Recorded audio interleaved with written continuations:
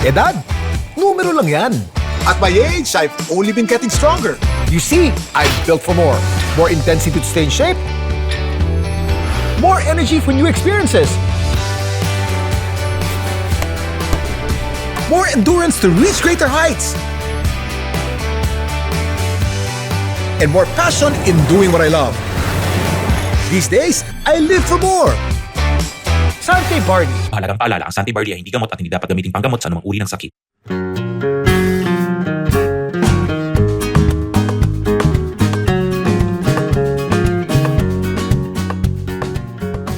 Magandang araw sa inyong lahat. Welcome to another episode of Ano Ba Talaga with Kuya Kim. Dito po sa podcast na to, we talk about anything under the sun. Over the past year, we've guested so many guests already from all walks of life. Minsan showbiz, minsan non-showbiz. But ang pinaka-paborito kong mga guest natin are ordinary people with extraordinary stories. Ito pong for the whole year, wala pa akong ano rito wala pa mga repeat guest dito. Pinakaunang beses natin gagawin na merong repeat guest, na merong part 2. Because yung una naming conversation was so interesting, maraming nabitin. Doon sa comment section sinasabi, bitin, gusto pa namin. Halos mag-rally nga doon sa comment section dahil gusto raw, dahil nabitin. So sabi ko, sige na, this is for you. Because the clamor is so strong for you to come back. And because I also missed you. Thank you. Yeah. Ikaw din. My guest today is the one and only King of Kamuning Bakery, Wilson Lee Flores. Wilson. Salamat, Kim. I admire you very much. And of course, not only you, pati yung magagaling mong parents at saka children. And talagang you're a very inspiring person. Kaya congratulations sa podcast mo. No, thank you very much. You inspire a lot of people. Marami kang ini-enlighten na tao sa ginagawa mo. It's been a year already, Wilson. Ang bilis ng panahon. 1 year na pala. Yung guesting mo, siguro Yes. mga 11 months ago. You're Yes, one of my yes. first guests eh. Yeah. Congratulations. How have you been? Kamusta ka naman? I've been okay. I've been busy. Tapos, busy with the bakery, busy with real estate as a business. And I write as a hobby. I still write in Philippine Star. Congrats, may maganda kang article 2-3 days ago about your new advocacy about wellness. Mental health. Ang ganda. I write a column sa Philippine Star. Sumusulat din ako ng Abante Tonight opinion column in poetry form every week. I enjoy writing. And you write poems. No? Yes, every week. Kasi when I was a kid, nung bata pa tayo, may nabasa ko isang dyaryo. There was one guy, ang pangalan niya, Soc Rodrigo. Of course, I know Soc Rodrigo. He used to write a column somewhere sa Philippine Star or somewhere. Ayan, malalim ang Tagalog. Oo, in poetry form. Tapos sabi ko, nung nasa kolehiyo ako, Kim, sumusulat ako ng mga poem in English and Filipino. So, nung inimbita ko na Abante Tonight to write an opinion column, every week ginagawa ko poetry form with rhyme and everything. Galing. Mahilig na ako sa poem. Galing. Di naman. But you're looking good, Wilson. Yes, thank you. Meron ka bang love life ngayon? Wala pa, dapat should. Oh. Yun ang number one. Alam mo, last year, nag-usap tayo. Sabi mo, should. Wala pa rin hanggang ngayon. Kasi, alam mo, walang biro. Kim, I remember, since Mother's Day recently lang, I remember my late mother, widow siya. Nung bata kami, kung nagkwento niya sa akin, sa younger sister ko, ang number one wish daw ng isang magulang, hindi kayamanan ng bata, ng anak, hindi tagumpay. The most important thing daw for a parent daw, na for the son or the daughter daw, mapangasawa ng mabuting tao na magkaroon ng maayos na pamilya. Yun ang kailangan New Year's resolution ko. Dapat ilarush ko yan. Wala pa. May mga kaibigan ako, pero I should be... Marami akong kilala sa GMA, mga co-host ko. May dalaga akong co-host doon. Gusto mo ipakilala ko sa'yo? Magte-text ako sa'yo. Kilala mo ba Kim, maraming kakilala. Kilala ba si Faith Da Silva? Nakikita ko lang lahat yata sa TV. Ikaw magaling ka eh. Ipakilala ko si Faith Da Silva. Magaling ka. Ito si Faith, Kim, ito na, magaling na tao. Wilson si Lee Kim. Flores. At saka Kim, ako talagang hanga ako sa'yo. Ginugol ko, 59 ka pala, pero health 59. buff ka. I'm actually 59 and 6 months. I'll be Wow. 60. Ang binibilang ko ngayon, Wilson, buwan-buwan na eh. Kasi yes. I'm looking forward to the day when I become 60. I really want to be old. Dahil gusto ko, I'm old, Yes. but I'm feeling young and I'm looking young. I Ang like galing. that. Yeah. Kaya gusto ko matuto sa'yo. Kaya kanina bago tayo nag-umpisa, tinatanong ko a few health tips galing sa'yo. Kasi alam ko yung storya ng buhay mo na you're a health buff athlete tapos nagka-problema ka sa health. Tapos nag-recover ka remarkably. Yeah. Inspiring yun eh. Yeah. That happened in 2010. I suffered a stroke. And Nagulat nga ako. Yeah, I suffered another, dalawa yan eh. Ilang stroke lahat ang nangyari sa'yo? I just had one stroke. And then I got well. And then after 3 years, Yes. I found myself in the ICU again because I had a rare disorder. Yes. It's an autoimmune disorder Yes. called Yun nangyayari kay Chris Aquino? Guillain-Barré syndrome. Iba yung But nakasurvive naman tayo. So, Ang galing. and the Lord has been so good to me. Yes, Wilson, yes. And And you look better than before pa nga. I've been working out hard. Grabe. Nag-weights ako ngayon, heavy weights, and then high rocks. Kailangan daw. Kailangan sa age Nabasa natin. ko, above 40, kailangan mag-weights daw. Hindi totally wala kasi nag-atrophy daw ang muscles every year. Correct. Nabasa ko yun. There's a condition called sarcopenia. When you hit 45 upwards, you lose 1 to 3% of muscle a year. Nabasa ko yan. And pag nangyari yan, papayat ka ng papayat, pabaluktot ka ng baluktot. Tama. Kaya mga lolo, nagbumukhang patanda. Tama. Now, if you lift weights, then the bone density is even increased. And the muscle is the precursor of longevity. Talagang kailangan talaga yan. Ano? Halika, sumama ka sa akin, mag-weights tayo. Dapat matuto ako sa'yo. Oo, sasama kita. Ayan, ituturo ko sa'yo paano Kuha ko mag-weights. ng tips. Yeah. So, how's the bakery? Kamusta? The bakery is okay. Tapos, alam mo, noon tinamaan siya ng sunog bago mag-pandemya. Tapos nag-pandemic. Ngayon, pinapaganda namin unti-unti. Pinapaganda, rinirestore lahat. Pati opisina, gumanda na. Linipat ko na dyan sa bakery. Marami kaming papagandahin. May ginagawa kaming mga changes para gumanda for the people, yung coffee shop, lahat. Meron ka ba mga bagong mga pastry at saka tinapay na inimbento mo ron? Magugulat ka. During the pandemic, nakita ko lahat ng tao natatakot sa healthcare, di ba? Buong mundo. Nangulit ako sa mga panadero ko. Uy, pwede ba na nakikita ko sa internet, meron tinapay daw na sourdough. Sourdough, yeah. At saka rye bread. Yan ang pinaka-healthy yung tinapay. Yes, Sourdough, yeah. sourdough, rye bread. Kinulit ko sila ng kinulit whole wheat bread. Ang galing nila. Nag-umpisa sa pandemic. Up to now, naging popular na sa Kamuning Bakery. I think we have the cheapest sourdough in Metro Manila. Talaga? O kasi hindi kami pang mahal na presyo kasi barangay Kamuning area kami. So, affordable sourdough and rye bread na kinakain ko pang almusal. Ang sourdough po kasi mababa ang sugar. Ano Yun, yan? doon ako The lowest nagulat. glycemic index bread, if you are to eat bread Ang at mataas galing. ang sugar mo, sourdough ang dapat. Magkano Alam. sourdough bread mo?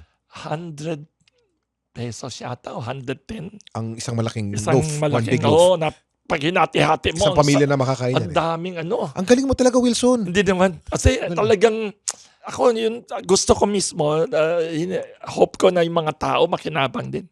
Pati yung mga tinapay namin, mga pandesal, loaf bread, may mga whole wheat kami na tinatawag kasi yun daw mas healthy din daw. Kaya pinitry ko kasi noon sabi ng tao namin, sir, walang kakain yan. Kasi hindi pang masa yan, hindi pang ordinary. Sabi ko, mali ka dyan. Lahat ng tao kailangan bigyan ng pagkakataon kumain ng healthy na tinapay din. In fairness, may bumibili. Ba't di natin pakainin ng Nutriban? Magandang idea yan. Hindi ko pa na si Senator Amy nung pumunta nga sa amin, sabi niya, gawa ka nga ng Nutriban. Hindi ko pa na anong itsura ng Nutriban.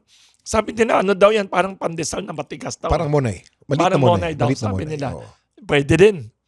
Good idea yan. Yeah. Sabi mo may mga improvement dun sa bakery mo. Anong improvement? Pinapaganda namin yung coffee shop. Ang isang next target namin, magbubukas kami, hindi to pang negosyo. Sabi ng tao, weird daw na idea. Noon, nung bago kami nasunugan, ako lang siguro yatang bakery na may maliit na library. May maliit na library kami, pwede kang humiram ng libro, magbasa. Tapos kung gusto mo, maglagay ka ng deposit ay 100, uwiin mo yung libro, wag mo na ibalik. Ganun? Oo, talagang. Ang galing. Tapos naalala ko, may isang suki kami, hindi ko na nakikita ngayon yung anak ni Chino Roses, yung matandang, yun nasa kalsada, Chino Roses, yung sikat. Naalala ko na first time nakita ko siya, mestizo siya. Sabi ko, sir, anong pangalan niyo ho? Sabi niya, ang pangalan niya si Joaquin Roses Jr. Baka si Antonio yan, si Tony. Hindi Joaquin ang pangalan niya. Waki daw. Sabi niya, Waki Roses. After pandemic, di ko na nakikita siya. Sayang, sana nandyan pa siya. Si Joaquin 87. Roses ang tatay ni Miles Roses. Hindi to. dating Hindi to. konsehal lang, di ba Hindi yan? to. Hindi to. Kasi anak niya iba eh. Tapos ang sabi niya, tatay daw niya si Don Alejandro. Tatay niya daw si Chino, lolo niya si Don Alejandro. Kaya na-mention ko siya, parati siya naghihiram ng libro. May edad na, mahilig ng libro. So, yun ang plano ko. Gagawa kami ng libro doon na library na maliit. Kami lang yata siguro the only coffee shop din na may newsstand. Alam mo, Kim, nung bata tayo, sa mga library natin, may parang pader Newsstand. doon na lalagyan ng mga dyaryo. Nakasabit, nakabalandra, para sampay. Sampay ang mga jari. Hinanap ko pa sa internet paano bumili niyan. Tapos, yung mga staff ko, never nakakita ng ganyan. Hindi na uso kasi dyaryo Sinasampayan masyado. eh, oo. Hindi nila paano tinuruan ko pa. May libreng dyaryo din kami everyday, several titles. Gusto kong gawing mas iba konti ang Kamuning Bakery. Bakit mo pinopromote ang pagbabasa? Gusto ko kasi naniniwala ako talaga, Kim, nalulungkot ako. Maraming mga leader natin nung unang panahon, lalo na panahon ng Kastila, hindi nila in-encourage ang pagbabasa sa lipunan natin. Unfair to the people. They actually discouraged it. They discourage. Ang mga Amerikano ang nagpabasa sa Yes. atin. No? Ang mga Kastila discourage public education. Ayaw nila ituro ang Kastila sa mga tao. Natatakot sila. Siguro alam nila ang Pilipino natural na matalino. Pag binigyan mo ng edukasyon yan, magtatanong sila bakit kayo naghahari dito? 'Di ba? Anong reason nyo kayo ang may-ari ng Pilipinas? So naging malungkot na reality natin sa Pilipinas. Wala tayong reading culture. Inis na inis ako kasi mahilig ako magsulat, mahilig ako magbasa. Kailangan lahat may chance magbasa. Kaya may isa pag ginawa kami sa Kamuning Bakery na may konting pagkakaiba. Sabi ng tao namin sa office, hindi naman sa negosyo yan, nag-iisip-isip mo. Panitikan. Panitikan. Bawat Ano yan? every month. Alam mo, sinong mahilig dyan? Panitikan. Pulis. Alam mo bakit? Bakit? Panitikan. PNP. Ay! Panitikan. Oo nga. Yan, galing mo. Ay, oo. Hindi ako Ano? natawa ron, pero hindi ko alam ba't binitawa ko yung joke. Mabilis, Okay. witty Okay, talaga si Kim. Tapos, So yung panitikan, siya, every month, ginawa namin, umpisa mo na once a month, may isang gabi, last Friday of the month, usually, gagawa kami ng poetry and music and spoken word and night of poetry. Tapos, pwede din mga book launching, pwede din mga pag-usapan, mga libro, tula, ayan. Ano ang pinakamagandang libro na nabasa mo? Ni Wilson D. Flores. Marami. Alam mo, Name one. ang dami. Alam mo, diyan ako nauubos ang pera noon. Alam mo, kahit na wala akong pera, kahit na magugutom na ako, bumibili pa akong libro noon. Alam mo, natutuwa ako ngayon. Nakakainis nung bata tayo, walang ganyan. Ngayon, maraming bookstore na, alam mo yung second-hand bookstore? Sa Recto. Sa Marita. Hindi lang, sa mall. Sa SM Mall ang may-ari nung book sale. Imagine, may mga ganyan na ngayon. Ako, marami akong paboritong libro eh. Isa. Ang dami. Isa sa Isang pinakapaborito. libro. Nalala ko, binigay sa akin ni Alfredo Navarro Salanga nung bata ako. Nasa college ako, columnist yan. Sinulatan ko lang siya sa Manila Bulletin tapos inimbitan niya ako sa bahay. Tapos binigyan niya ako ng isang libro, one of the favorite ko, In Search of History by Theodore White. Si Theodore White is one of the best journalists sa American journalism. Time Magazine, brilliant siya, summa cum laude sa Harvard. Jewish siya na mahirap galing sa New York, tapos nakapasok sa Harvard, tapos may pagka-weird konti ang life niya. Imagine mo, Jewish na hindi mayaman from a working class area ng New York, napunta sa Harvard na elite school, tapos dun sa Harvard, ang inaral niya, Chinese literature and history. Aba? Tapos, 1930s yun, after graduation, awan ko anong nangyari sa kanya, napunta sa China during the revolution. During World War II yung gera.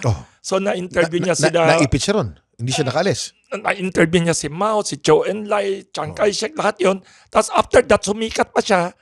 Siya ang gumawa ng The Making of a President series sa Amerika. Yun, lahat ng presidente na yung kampanya ng bawat American president, ang galing magsulat. Naging pa siya, panahon ni Kennedy. Yun, nabasa ko yun. Tapos ang dami pa eh. Among local authors, sino paborito mo? Dami. Daming local authors. Kasi ibang klase ako magbasa. Paborito ko fiction. Paborito ko poetry. Paborito ko din history. Paborito ko rin ang nabasa ko, kasi mahilig ako sa kasaysayan, Kim. Nung college ako, nabasa ko libro ni Renato Constantino. Yun Tsaka ang lolo Letizia. ni Carmina Constantino. Yes, tsaka lolo ni Red Constantino. Nasuki namin sa bakery, environmentalist. Kilala mo rin si Carmina. Naalala ko, nabasa ko yung dalawang libro. Natuwa ako kasi ibang klase yung pagkasulat sa kasaysayan, nationalist, Filipino perspective. Dati-dati American perspective. Yes, American Lalo na or Spanish perspective. oo. Kasi binaluktot, inano ng Kastila yung kasaysayan natin eh. Ang ginawa ng mga Kastila nung dumating sa Pilipinas, sinabi, inerasyon kultura natin. Sinabi, kayong Pilipino, wala kayong kultura bago kami dumating dito. Mangmang kayo, kami lang ang mayroon. Yung mga Kastila lang magaling sa lahat.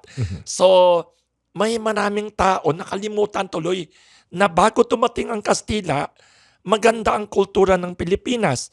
May sarili tayong kasulatan eh, writing. May Alibata. system of government. May social, moral, marami tayong mayaman ng kultura natin. May diplomatic relations tayo sa buong Asia.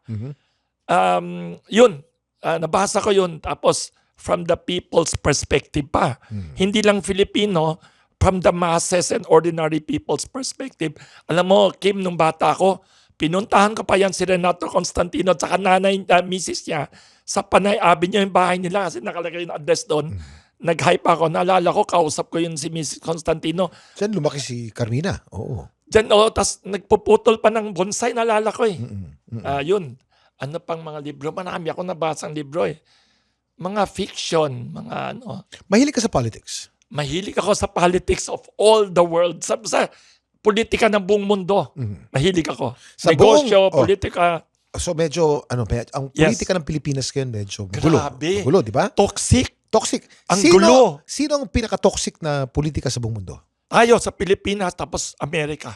Amerika ngayon. No? Amerika. Tapos ang nangyari, ang Amerika, grabe. Pag nakikita mo ang politika ng Amerika, parang South America noon. Parang Pilipinas na rin. Parang Pilipinas na. Kinopya natin kasi ang sistema ng Amerika. Alam mo, nakakalungkot tayo. Ang galing ng tao sa Pilipinas, ang galing ng talento sa Pilipinas, ang daming human resources dito, kailangan i-export sa ibang bansa kasi walang trabaho dito. Kasi nakakalungkot mga politiko natin, puro away ng away. Sayang, nakakalungkot. Hindi lang away. Kung isa kang excessive. Amerikano, Oo. kunyari Amerikano ka, Yes. iboboto mo si Trump o hindi? Nakakatawa si Trump. Hirap iboto siya eh. May mga aspeto ng buhay ni Trump na hanga ako noon. Katulad ng? Kasi negosyante siya. Akala ko practical siya. Akala ko noon na laban siya sa gera. Okay ako doon na ayaw niya ng gera daw. Kasi ang Amerika, sabi ni Jimmy Carter sabi ni Jimmy Carter kay Trump noon nung buhay pa si Carter, na sa buong kasaysayan ng Amerika 250 years, siguro 3 o 5 taon lang wala silang gera. Ang nakakalungkot, ang nakakalungkot sa Amerika, hindi kailangan nila gumawa ng gera. Kasi mayaman sila. Number 1, napakayaman nila. Number 1, yaman sa buong mundo. Number 2, never sila halos never sila ginera ng buong mundo. Walang invasion history ang Amerika kasi nasa sila, sariling continent sila. Ang katabi lang nila, Mexico at Canada. Pero ang nakakalungkot, puro gera. Kaya nung nakita ko si Trump, anti-war daw siya, doon ako hanga nung una. Pero lately, yung mga ginagawa niya, nakakalungkot. Yun, mahirap siya iboto. Alam mo, ang hanga ko na hindi nanalo sa Amerika noon, si Mitt Romney. Si Romney. Yeah. Si Mitt Romney, hindi siya nanalo, pero siya ang Republican politician na matino, good family man.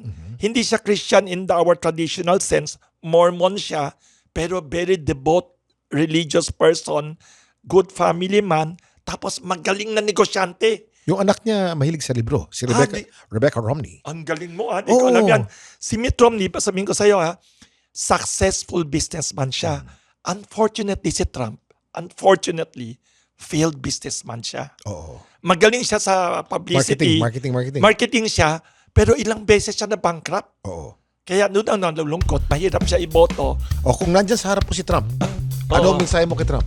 Alam niyo, marami nagtatanong sa akin, ano bang sikreto ko for my fitness at my age? I'm almost 59 years old.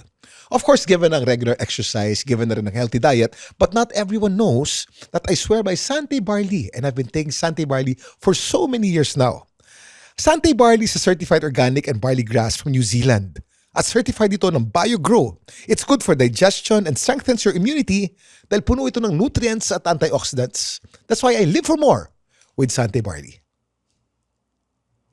Ang mensahe ko, tigilin na sana ang gera.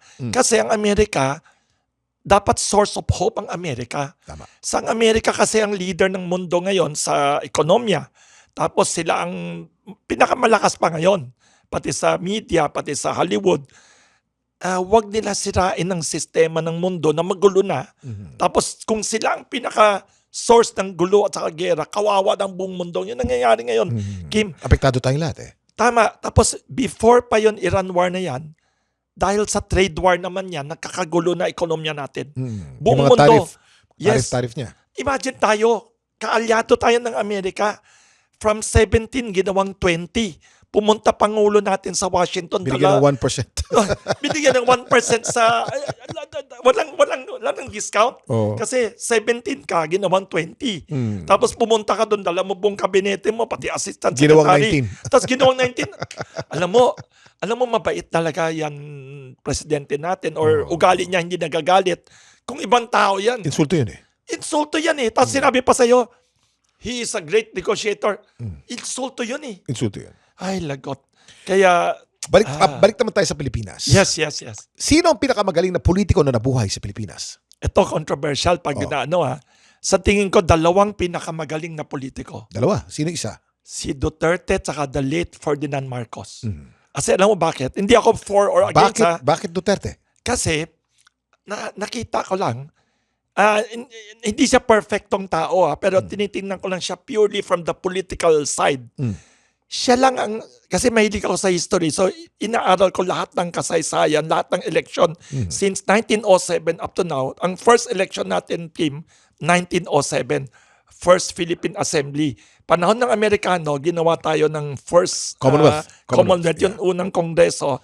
Hanggang ngayon, never na zero ang opposition. Naalala ko, Kim, kwento ng tatay mo sa akin sa Kamuning Bakery nung nakwentuhan kami sa Pandesal Forum.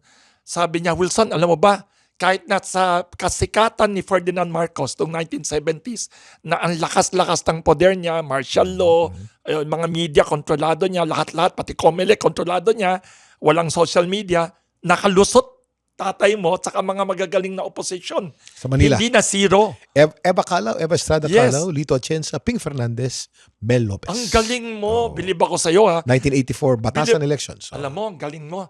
Talaga to si Kim, pareho sa tatay nanay niya. Talagang kwento niya sa akin, ang kalaban nila, yung government machinery na KBL. tapos headed by who? By Imelda Marcos yata. Herself, in Metro Manila. The imagine. Metro Manila governor then was Imelda Marcos. Imagine mo, taka noon, walang social media. Ngayon, pag kinontolado ng gobyerno o ng sinong nasa power ang media, may social media ka, may alternative ka. Noon walang social media and yet, nanalo ang opposition. Kaya sinabi ko, napakagaling sa politika. Hindi ko sinasabing perfectong tao siya. Hindi ko sinasabing santo siya. Hindi to judgmental good and bad. Purely sa political side siya. Si Duterte, the only politician na naalala ko na nagpasiro sa opposition. Nung 8 diretso, yun 8 diretso, 8 opposition candidate, siniro niya.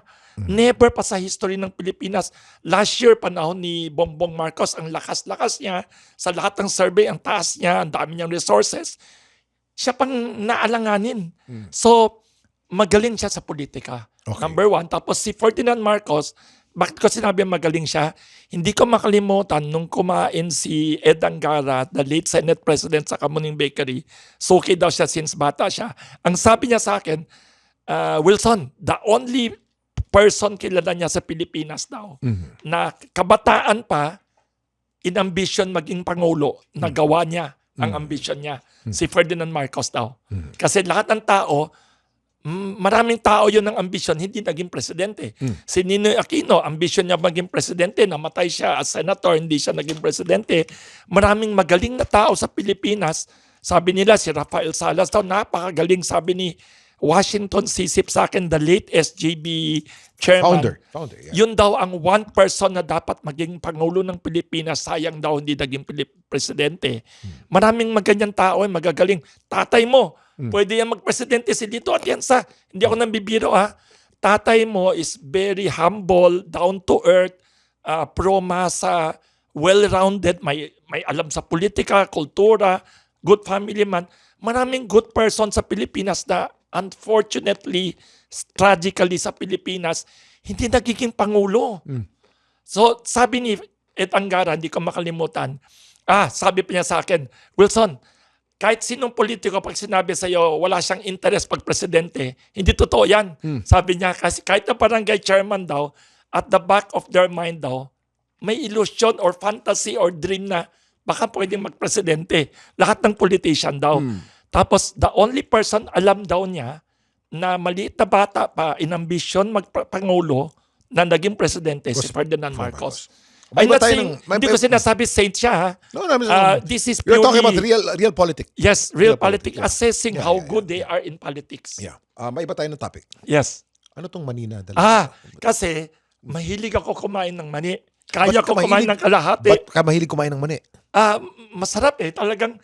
At saka may masama akong habit. Late ako natutulog, nagbabasa ako late ng gabi, dapat maaga ako matulog.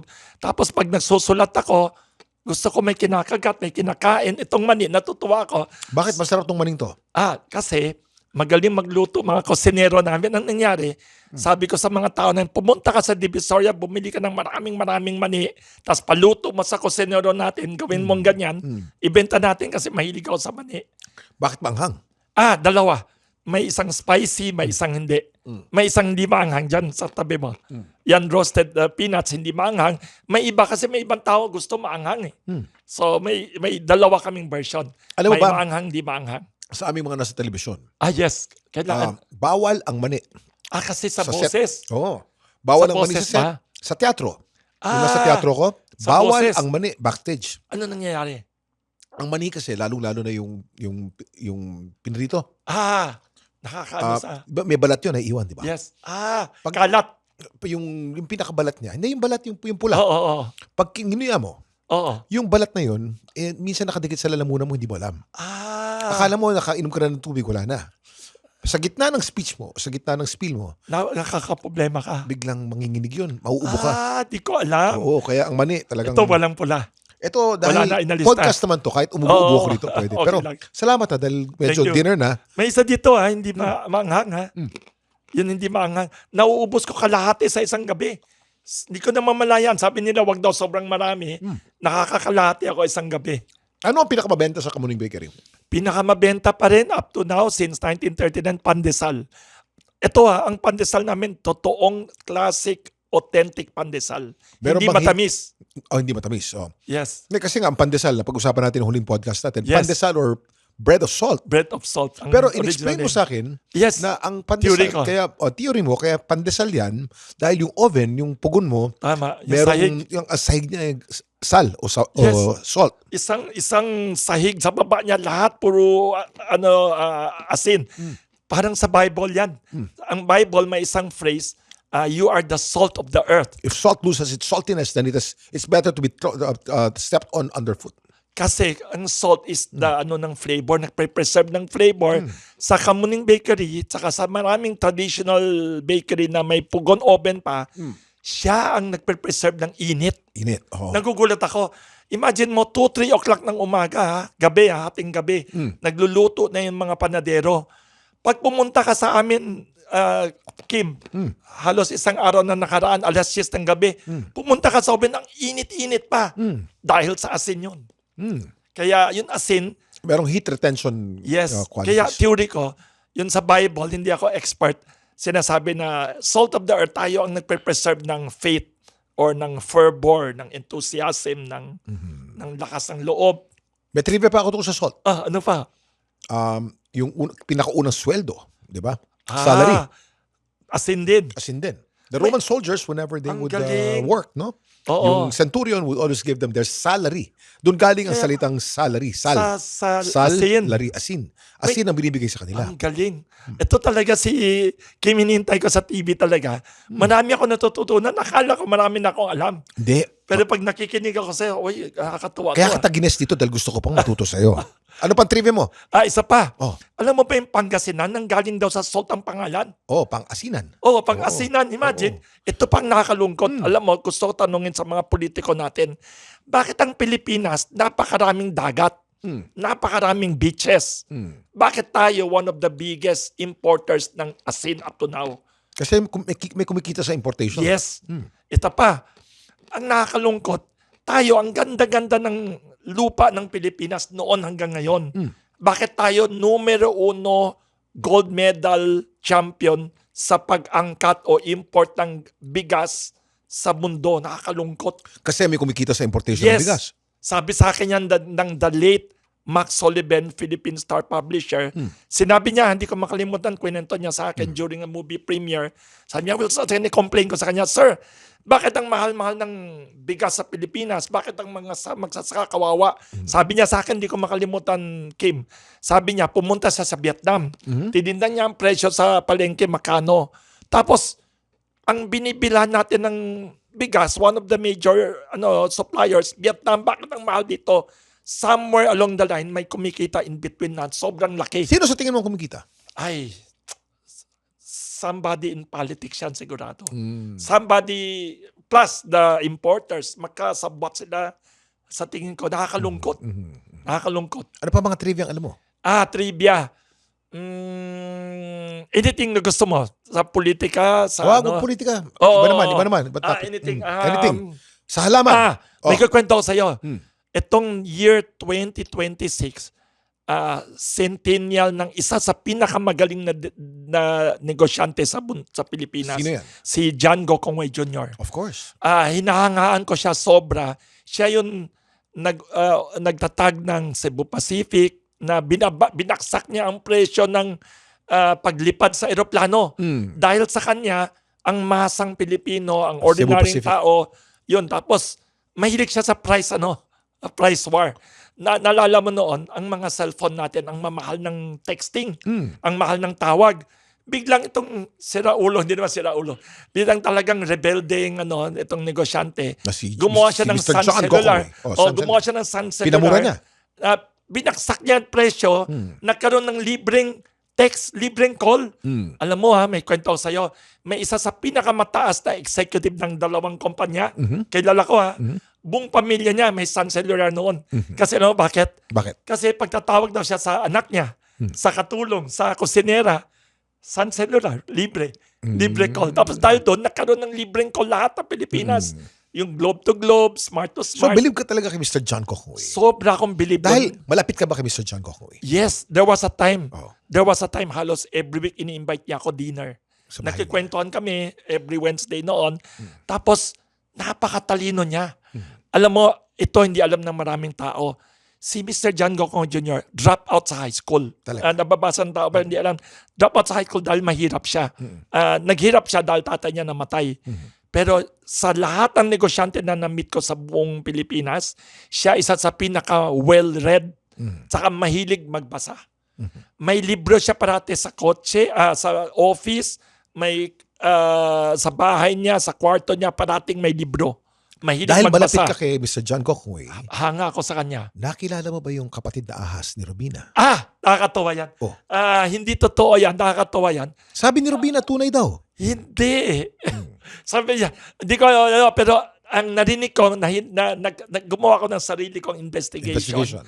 Narinig ko lang nung magbukas daw first time ng shopping mall si John Gokongwei Jr. sa Cebu, sa pinanggalingan niya, hometown niya yun bayan niya, doon daw lumabas yung chismis. Na may Sino kaya nagpakalat ng chismis? Mahirap magsabi, baka kakompetensya niya Ang chismis kasi nung college ako, yes. doon sa May artista daw. Robinson's Mall. Yes. Doon sa Gokongwei dressing room. yan. Oo. Sa dressing room, May artista. may si Alice Dixon. Yes.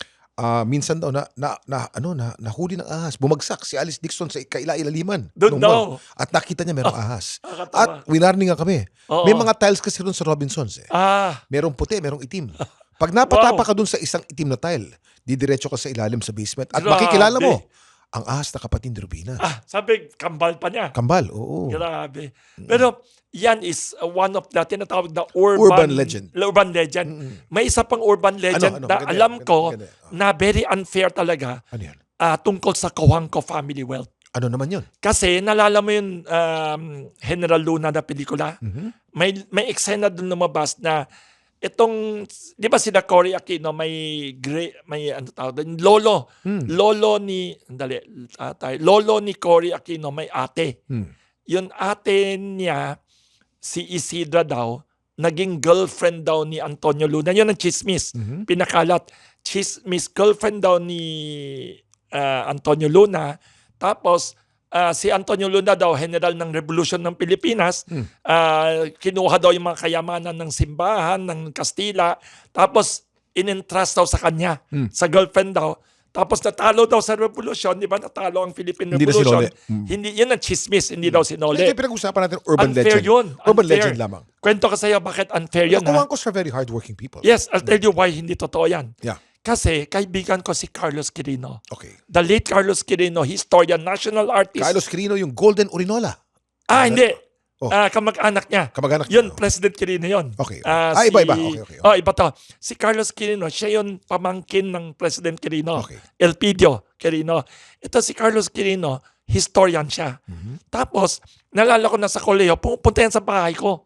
Kasi sumusulat ako ng column, tapos nakikipagkwentuhan sa akin. Hindi ko makalimutan ang kwento niya. Kaya naniniwala ko totoo to. Kasi sabi niya sa akin, nung 1970s daw, si Danding Cojuangco, the late chairman ng San Miguel, kinomission siya na isulat daw ang kasaysayan ng Cojuangco family, not for publication, para lang sa pamilya nila. Kaya naniniwala ako. Tapos, ginawa niya tong libro na to, in-interview niya lahat ng tao sa Tarlac. For the past 100 years, matatanda, lahat ng politiko, or ano. Sabi niya, ang mga Cojuangco daw, 100 taon na daw sa politika. 100 years ha. Itong kwentong to, never lumabas. Never lumabas sa away, sa debate. Kaya ito ay bagong chismis. Ang alam ko, lumabas lang daw itong chismis na narinig ko sa ibang tao nung martial law. Kasi yung martial law, malakas yung gobyerno, di ba? Tapos, ang pinakamalakas na opposition, asawa ng isang Cojuangco. Of course. Tapos, doon daw pinakalat yan, urban legend na yan. Marami Na hindi totoo. Kaya urban legend, ano yan eh? Unfair na... Chismis yan eh. Chismis Pero na... napapaniwalaan in time.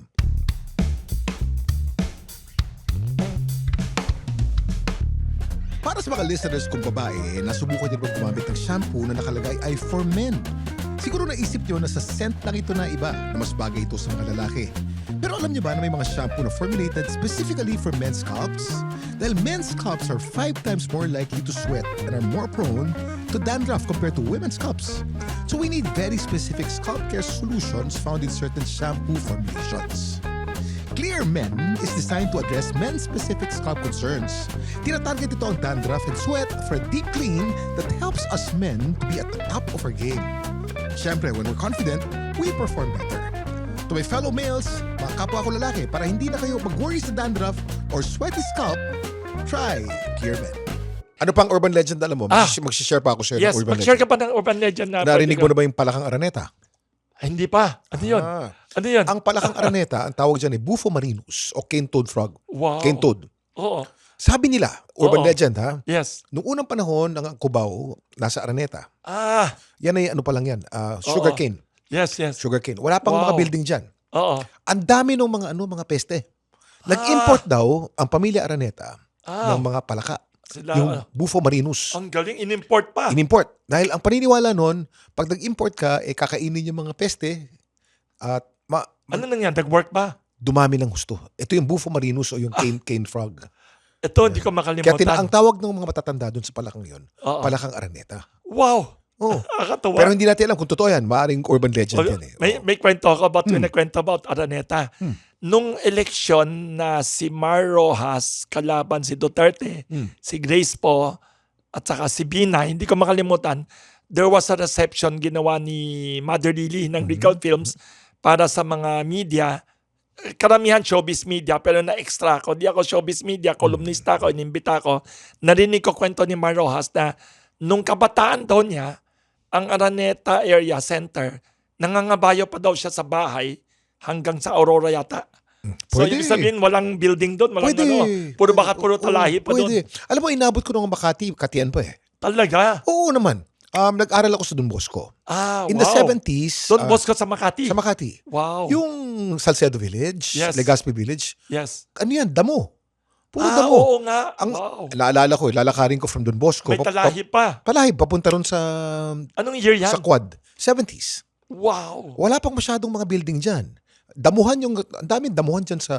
May tanong ako sa'yo. Since magaling ka sa trivia and history, noon pa ako nagtataka, bakit malaya ng Pilipinas, independent na, bakit yung mga exclusive villages natin named after colonizers? Yung mga Paano silang conquistador. may-ari? Silang Oo nga, may-ari kasi. conquistador. Eh, syempre yung mga exclusive villages na yan. Tama. Sana yung mga ibang mga kalsada daw, may nagsabi sa akin na may isang sikat na kalsada daw sa Baguio, Wood ba yun? Leonard Wood or something daw. Leonard Wood. Name after a person daw na may ginawang krimen daw sa Mindanao. Si Leonard Wood. Sabi daw, Because nabasa ko he eh. was part of the American government. Yes, na may ginawa siya yung massacre ng mga... Mindanao Massacre. Yes, yung Wood Well, something. they say kasi that the Americans during the Yes. time Yes. were the most brutal of all the colonizers. I Mas heard. mababait daw ang mga Kastila. Saka British. Oo. Mas okay ang Uy, may Kastila. trivia ako sa mga Oh, British. 3 taon dito, di ba? 3 taon lang. Pero naalala mo yung ninakaw daw. British occupation Yes. of the Philippines. Oh, kwenta mo nga. The British War na napakaiksi Yes, yes, lamang. yes. Ang ginamit ng mga British to noon, Wilson, Yes. ay hindi naman mga puti. Yes. Mga sepoy. Indians. Indians. Na hindi na umuwi. Eto, Na pumunta sa Kainta daw. sa Taytay, Kainta. Oo, narinig ko. Yan ang dahilan bakit ang dami mga kababaihan sa Taytay at Kainta. Bumbayin, Kaya magaganda. pala. Magaganda. Kaya pala. Doon galing kasi ang mga ninuno nila, Galing. yung mga sepoy na naiwan because of the British War. Hindi na umuwi. Hindi na umuwi. Ah, Yan kasi lumaban. ang galing. Nandito na sila. Tapos, nakita nila, maganda pala ang Pilipinas. Grabe. Hindi na umuwi. Nandun. Sa Taytay, Kainta, sa Rizal. Wow. May trivia pa ako sa'yo. Sige. Oh. Ang British, nabasa ko Hmm. nakakalungkot. 3 taon lang sila sa Pilipinas. Ang dami daw ninakaw na historic documents sa Pilipinas. Story documents. Sabi nila, 3 taon lang sila dito, pero pumunta ka tayo daw sa British Museum daw, andun daw maraming kasaysayan ng Pilipinas. Mare. Kaya si Jose Rizal daw, kaya pala, nung nasa London siya, araw-araw balik ng balik sa British Museum, Para makita. aral ng aral para makita ang kasaysayan ng Pilipinas bago dumating ang Kastila. Dahil sinabi mo na yung mga British documents. Alam mo Yes. ba, Wilson, Saka treasures, ha? Oo. kung isa kang map collector, Yes. isa sa pinakamahal na mapa na makokolekta mo is the Philippine map. Narinig ko. Because kung pupunta ka dun sa mga map stores, Yes. na mga antique maps sa Europe, Yes, yes, sa yes. London, Yes. pag Philippine map ang hinanap mo, Yes. ang mahal. Bakit? Ah. Supply and demand. Ah. Because napakarami ng mga map collectors na Pilipinas because of just a few individuals Yes. who were so passionate collecting the Philippines. Yes. Kilala ko yung isa, si Miyay. Ano apelido? Miyay. Si Edward Miyay, ang tatay Oo. niya, they're British, French people. Siya yun May may wine. kalsada sa Binondo. Burke. Burke. Burke. Oo, Oh, maraming lupa yun. Marami lupa yan. Oh. Ninuno niya doktor. Tama. Yan. Basta si galing. Burke Miyay. Wow. No? Si So, marami siyang Edward at mata. si Severin ang may-ari ng Chateau Siran. Dun sa, Wow. pero ang mga ninuno nila Yes. ay mga British and French na sa Pilipinas talagang. Yung tatay ni Edward Miyay is a Yes. map collector. Kaya And because pala. he was collecting all these maps, mahal niya ang Pilipinas eh. Grabe. Because of supply and Saan demand. nakatago? Meron siyang museum. Wow. Meron siyang museum sa Europe, meron siyang museum Oo. sa Pilipinas. Oo. At kung pupunta ka sa Chateau Siran, Wow. nandun yung mga mapa ng Pilipinas. Because of the demand, galing. the demand was so high. Wow. Sabi nung mga, mamahalan ko. Nagmahal tuloy ang mapa ng Pilipinas. Dahil sa... And one of these maps of the Philippines, I remember, Yes. yan ang ginamit nun sa 9-dash line. yes. Isang Anong tawag doon? May isang tawag abogado. doon Isang May tawag abogado. doon Nakita niya na yung... Murillo yata. Murillo. Oo, tama. Murillo. Tama. Yung Murillo map, Doon galing yun. yung replica ng Murillo map is in Oo. the lobby of GMA7. Wow. Koleksyon ng Goson family. Hindi si Nards Jimenez, si Goson naman. Basta one of them. Tito Nards or Goson or Si Nards, Duabi. maraming collection eh. Ang art. May collection ng art, saka coins. Coins, oo. Saka ano, At yung anak niya si Carmen Oo. has been very busy collecting contemporary art. talaga. Sila nung asawa niya si Jay Ong. Meron silang building dito sa BGC. Oo, maganda. Maganda. Punong-puno na contemporary art. Ang gaganda. Ang Siya gagaling. pala yung nangongolekta, hindi pala ibang ano. Yung tatay niya, mahilig Tito din Nards. nangongolekta din, pero mas matandang mga ano, Masters. mga sa Rizal, anong tawag din? Lugar sa Rizal? May isang lugar na doon galing si Botong Francisco. Angono. May mga paborito siyang artist doon. Oh. Ang galing Well, Botong Rizal. Gusto ko magkaroon. Botong Francisco. Gusto ko rin. Gusto ko magkaroon ng Botong. Kahit isa lang. Kahit isa lang. Oo. Grabe. Tapos isa pang trivia sa British na yan, narinig ko, yung British Museum, puro nakaw daw yan. Karamihan ng mga museum sa Europa, mga nakaw galing sa mga colonized countries. US, Naalala mo Europe. yung Bells of Balangiga? Ayun, grabe. Ano nga yun, di ba? Grabe, ninakaw yun. It had to take a congressional resolution yes, for yes. us to take it back. And several presidents na There are nagagalit. many mummies coming from Kibayan, Benguet, Narinig ko. that are in museums all over the world. May Pilipino pa na narinig ko, hindi ko alam kung Pilipino o ibang Southeast Asian, na namatay daw, yun balat daw, na puro tattoo. Naka-display daw sa UK. Oh. Grabe. Sa Ang ti- Smithsonian Museum, maraming Ang tingin kasi Pilipino. ang tingin sa atin ay parang hayop noong unang Yes, panahon. yes. Yeah. There was once upon a time in the US Expo. the World Grabe Expo. yun. There was a Philippine family Ang galing of mo. human beings. Yes. And we were like monkeys. Hindi lang isang family daw Oh. Mga igurot. Mga igurot. Igorot, Madopo, mga Oh, iba-ibang oh, tribo, dinala sa Amerika para i-justify yung colonial nila. Yung Kaya- colonial philosophy nila. Yes, kaya nga ako, alam mo, Kim, dapat na nakiusap ako sa gobyerno o sa mga intellectual, dapat bigyan natin ng pagpupugay yun si Mark Twain. Mark Twain. Bakit? Mark Twain, isa sa pinakamagaling na writer sa history ng Amerika. Pero hanga ako sa kanya, more than that, na magaling siyang writer. Against siya sa gera ng Amerika laban sa Pilipinas. Tinatawag na anti-imperialist leader siya doon. Ang dami niyang sinulat laban sa gera ng Amerika para kunin ng Pilipinas. Doon ako bilib. May isa pa, si Andrew Carnegie, na mahirap na tao na naging tycoon, still tycoon. Yan ang may-ari ng Carnegie Hall, Carnegie Building sa Tapos New York. nag-donate ng maraming kayamanan niya sa mga library sa buong mundo, sa buong Amerika. Alam mo sinabi niya? Ano sabi niya? Ang Pilipinas, bibilin daw ng Amerika kunwari. Kunwari, benta. Kasi nahihiya ang Amerika. Kasi ang Amerika, sabi niya, demokrasya siya eh. Bakit siya nakakaroon ng colony? Dapat hindi pwede. Parang immoral eh. So ang ginawa ng Amerika, kunyari, binili nila sa Espanya ang Pilipinas, $20 million.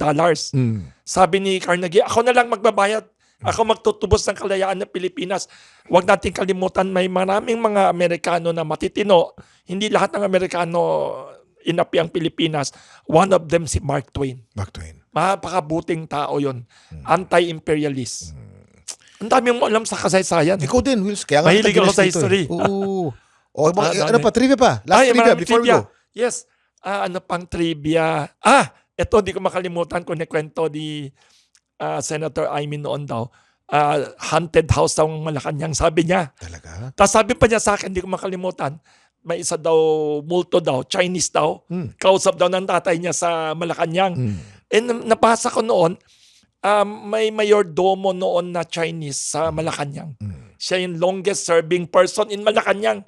More than any president. Siya yung parang mayordomo ng household ng American Parang period.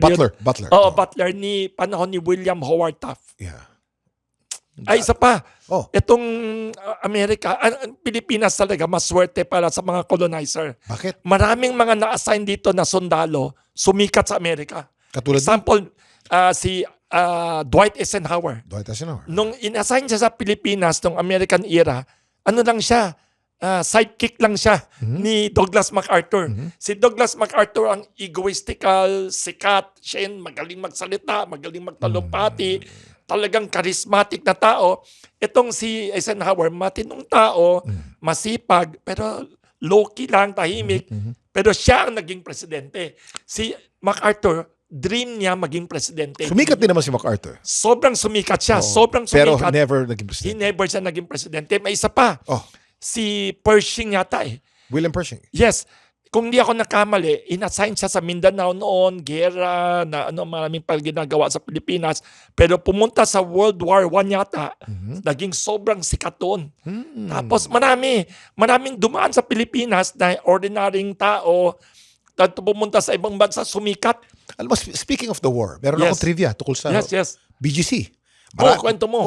Marami kasi sa mga Gen Z natin, hindi nila Yes. alam ang history ng BGC. Saan ba galing yan? Ang tingin Bakit nila sa naging BGC.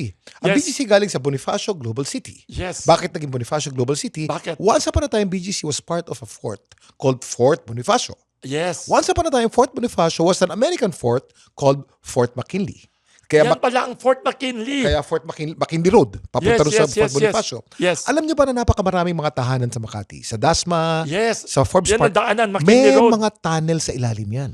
May kaibigan ako may tunnel sa ilalim ng bahay. Dahil sa... Ang BGC at Fort- ang Dasma at Forbes Park, Yes. na dating fort ng mga Amerikano. Yes. Kaya merong yung Nielsen Tower. Yes. That was the air tower. Airport. Airport, yeah. Military airport. So yung ilalim ng Dasma at Forbes, may mga tunnel dyan, kasatangke. Military. Wow. At yung tunnel na yan, kilometro ang haba niyan sa ilalim ng BGC. Ay, may trivia ako sa iyo, si McKinley. Oh, Yan ang pangulo na masama sa Pilipinas. masama sa Pilipinas. Talagang- Malupit yan. Hindi lang malupit siya, nagpupumilit na kunin ng Pilipinas. Tama. Ang sabi niya, itong si President McKinley, sabi niya ang Pilipinas uncivilized yan, barbarian yan. Kailangan isagip ng Amerikano. White man's burden daw. Yeah. Yung mga puti daw, kailangan daw sagipin, kailangan daw isalba yung mga mangmang na yan na uncivilized. Napakasama. Ang ginawa pa, Oh, yung ginagawa ng ibang politiko sa Amerika ngayon. anong ginagawa? Ginagamit ang pangalan ng Diyos to justify gera. Parang si Trump. Oo. Parang si Trump at si Hegseth. Alam mo ginagawa Si Pete Hegseth. ni Sa dasal. si McKinney, lumuhot pa daw siya, nanalangin daw, tapos sinabi ng Diyos, kunin mo Pilipinas.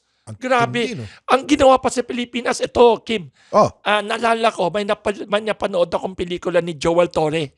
Anong tawag doon? Amigo yata. Oro Plata Mata. Hindi, bago. Oo. About American occupation ng Pilipinas. okay. Parang Amigo or something. Ang galing. Yun, the first Vietnam War ng Amerika, Pilipinas. Lahat ng ginawa sa Vietnam War, It was ginawa brutal. sa atin. Grabe. Speaking of McKinley, Yes. merong isang art piece. Ito ang Yes. isa sa pinaka-importanting work of art ng isang Wow. artist na si Alfredo Esquilio. May Magaling painting yan. ako Meron niya. ko ni Alfredo. Ang galing. Yung Taga Cavite. taga Ang Cavite. galing. Yung libro niya, Ang galing binigay ko sa'yo, ang pinaka-cover ng libro ni Esquilio, Wow. ang title ng painting niyon, Mama McKinley. Wow. Ang itsura nun, si President McKinley ng Amerika, Ang galing. nakadisguise sa damit ng isang Thomasite. Thomasite yung mga teachers. Mga teacher. Kasi the Thomasites were sent here during the time of McKinley. Yes. Supposedly to educate the Filipinos. Yes. Pero yung mukha ni McKinley nakalabas dun sa gitna. Grabe. At pag nakita mo yung kamay ng Thomasite, nakaikot dun sa katawan ng baby. Ay. Yung baby Indio. Ay, kawawa. Pero yung kamay ni McKinley, Parang, agila. ay, lagot. Yung ng agila. Nakakatakot. Talons ng agila. So ang title nun, Mama McKinley, that's a very important Ang art galing. piece. Alam mo sino may-ari nung Sino art piece na may-ari? yun? Ako may-ari nun. Wow! Uy, pwede ko makita? Gusto ko makita. Bigyan Nasa mo libro ni Esquilio. Ay, puntahan kita. Ha? Okay! Uy, alam mo, nakakatawa. May trivia ko kay Esquilio. Ano pa trivia? Oh. May trivia. Oh. Napuntahan ko isang art gallery noon. May binibentang artwork sa akin. Sabi, bili mo yan. Sabi ko, hanga ako. Ang galing-galing nitong Esquilio. Gusto ko yan. Ang problema, oil painting sa kahoy. Okay. Hindi ako eksperto sa Magaling sa painting. oil on wood si Yes. Esquilio. Pero hindi ako expert. Sabi ko, ang naisip ko agad, maglalas ba ang kahoy? Baka babulok yan. Maglalas. Baka, hindi ko alam. Oo. Tapos alam mo, ginawa ko, sabi, sandali lang. Bago ko pag-isipan yan, Google ko muna. Ano ang mga painting sa buong mundo na sikat na hindi nabulok agad na painting on wood? Marami. Alam mo anong lumabas? Ano? Sistine Magugulat Chapel. ka. Sistine Anong Chapel. pinakasikat na oil on wood painting in the world? Magugulat ka. Mona Lisa? Ang galing mo. Alam mo, ito talaga. Dapat may premyo parati. Ang galing mo. Kuya Kim ako eh. Ang galing mo. Bili pa ko sa'yo ha. Ginugol ko. Tapos nakita ko. Sige na. Bilhin ko na yan. Kasi noon natatakot Binili mo yung Mona ako. Lisa? Hindi yung Mona Lisa. Esquilio. Si Esquilio na ang ganda ng painting niya. Isang babaeng buntis. Wife niya yun. Wife niya. Oo, maganda. Alam mo ba Galing. kung sino ang ninong at ninong ni Esquilio nung Sino? kinasal siya? Sino? Ako ang ninong ni Wow! Magaling niya na tao. Magaling na tao. Magaling. At yung barong na sinuot ni Esquilio nung kasal niya, Wow. may pininturahan niya. Wow. Oh. Swerte ka. Alam ko, ikaw magaling kang art collector. Nakikikollect ako ng konting art din. Tuwang-tuwa ako sa painting. Bibigyan kita ng drawing ni Esquilio. Ay, talaga? Ay, Yan ang talent film mo dito sa podcast. naka ako siya. Hanga ako sa kanya. Bibigyan kita ng drawing. Marami akong drawing ni Wow, Esquilio. I'll give you one. Wow, thank you. Uy, kapos na oras natin. Sa Yes, oras na tayo. yes. Maraming salamat, Wilson. Yes, thank you, Kim. I really Napakahanga ako. enjoy throwing trivia with you because Yes, I sarap enjoy no? din. We can do this the whole night. Yes, we can do that. Ang daming alam ni Kim talagang. Kaya natutuwa ko sa, one of these days, Yes. magsalita ka about mental health. Sure. Pwede, or anything that you want to talk about. Ang galing. Sure, yeah.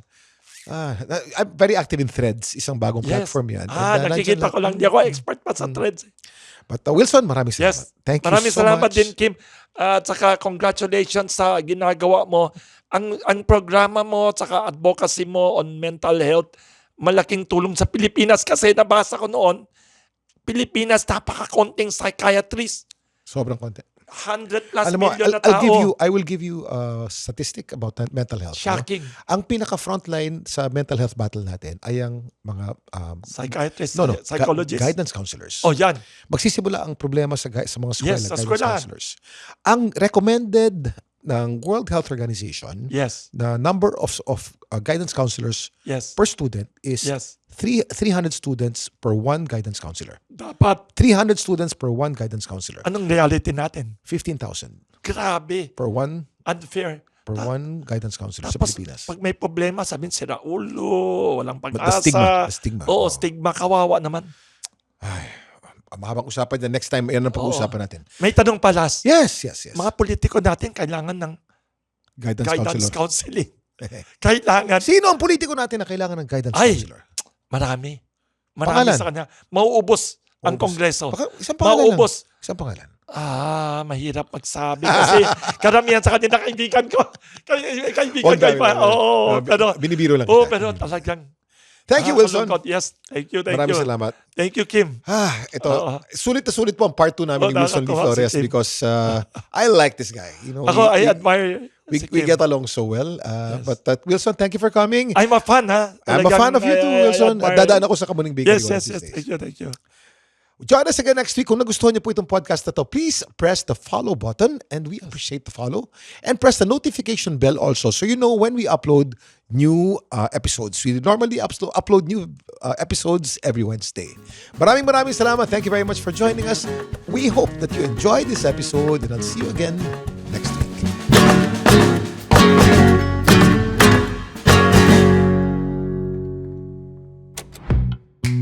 The Pod Network Entertainment. The opinions of podcast creators, hosts, and guests are not necessarily reflective of the official stance of the Pod Network Entertainment, its hosts, or other network programs. The content created by the people behind the podcast is personal and not meant to harm any religion, ethnicity, group, organization, company, or individual.